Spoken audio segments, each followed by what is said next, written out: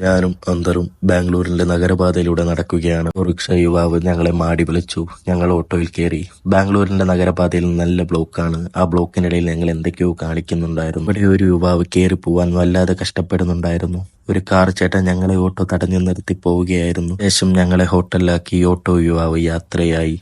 ഞങ്ങൾ ഹോട്ടലിൽ കയറി. അതിമനോഹരമായ ഹോട്ടൽ.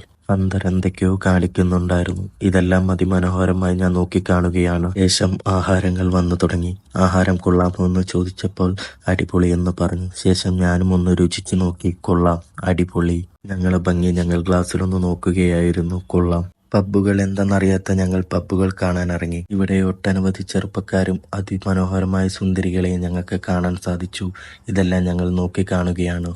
കാമുകിക്ക് കൊടുക്കാൻ ബൊക്കയുമായി കാത്തു നിൽക്കുന്ന ഒരു യുവാവിനെ ഞങ്ങൾ കണ്ടുമുട്ടി. ശേഷം അത് കണ്ട് അന്തറിന്റെ ചിരി. അനേകം കമിതാക്കളെ ഞങ്ങൾക്ക് ഇവിടെ വെച്ച് കാണാൻ സാധിച്ചു. ഇതൊന്നും സഹിക്കാൻ വയ്യാതെ ഞങ്ങൾ കണ്ടുകൊണ്ടിരുന്നു വിഷമത്തോടെ. ശേഷം ഞങ്ങൾ ഇവിടുന്ന് എന്നേക്കുമായി യാത്രയായി.